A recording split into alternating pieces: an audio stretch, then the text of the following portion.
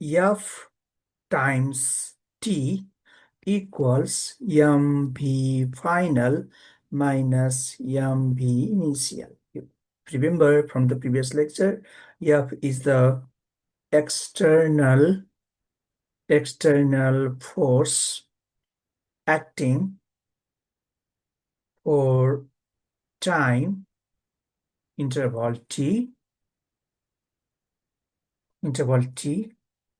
and clearly m is the mass, pi is the initial velocity, bf is the final velocity. Let's assume that F is equal to 0.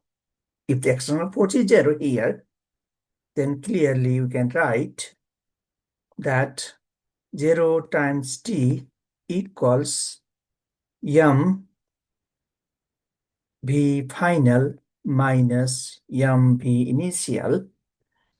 So 0 times t will be 0. That equals m v final equals, sorry, m v final minus m v initial. This can be written as m v final equals m v initial. So that's clearly telling us that, this is final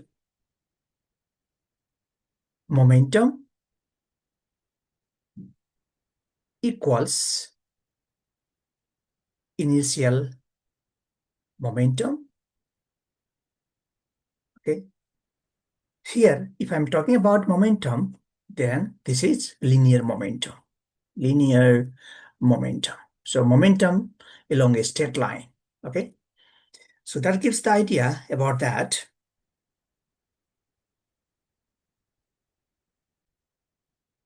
This concept can be extended for the two object system. Here is two objects, M1 and M2. So before collision, initial velocity, they are given as shown in the picture. So after some time, they will collide. Okay, M1 and M2, they collide. Okay, this is the process of collision. And after collision, they move with the final velocity v final 1, and this m2 will move with initial final velocity v final 2. So this is after collision. Okay. So as before, using the concept, we learned that final momentum and initial momentum are equal. So in our case, there are two objects. So we can write P1 plus P2 equals P1 prime plus P2 prime. Okay, so P1 is clearly M1, P initial 1, P2 is the momentum, initial momentum second before collision is M2, P initial 2. That equals M1, P final 1 plus M2, P final 2. Okay.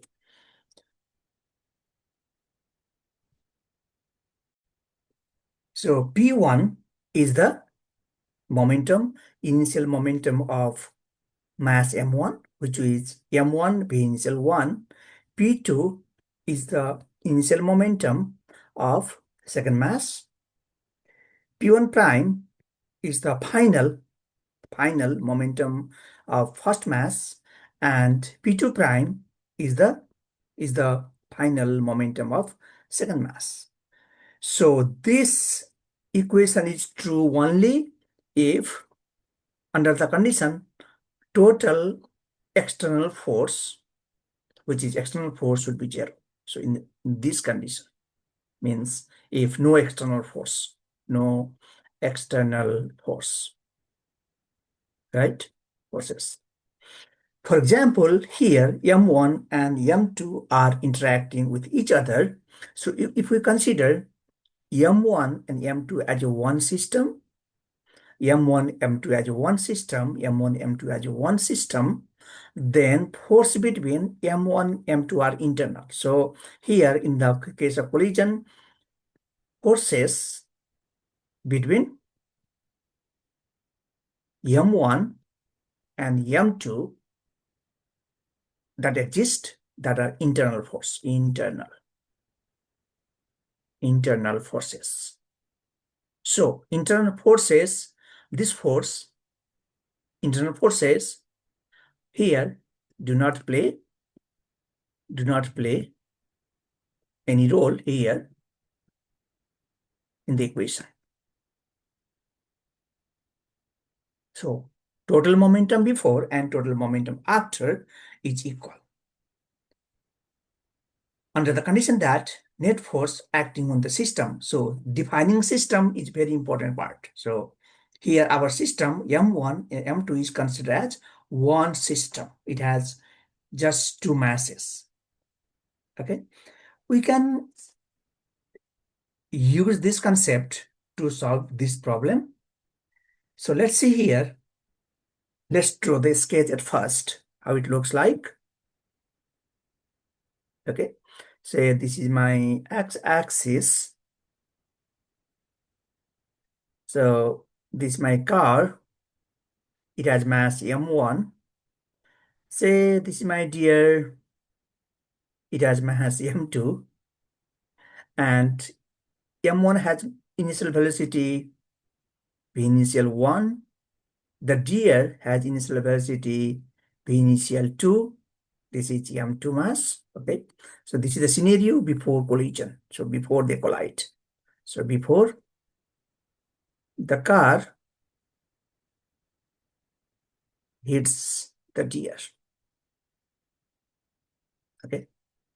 So at some point, the car and the deer, just say here like that, they collide. Means car hits the deer. So this is the case of the collision. After collision, the car and the deer, say deer is here, this is my picture for deer. So this is M1, this mass is M2. According to our question, deer remains on the car. That means after collision, means after hitting, in this case, according to questions, in this case, according to question,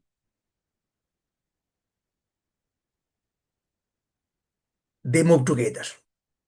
Means the deer is stuck in the car and they move together. They move together. They move together. Okay, so this means V final for car and V final for the deer should be same. Say just say P. Okay.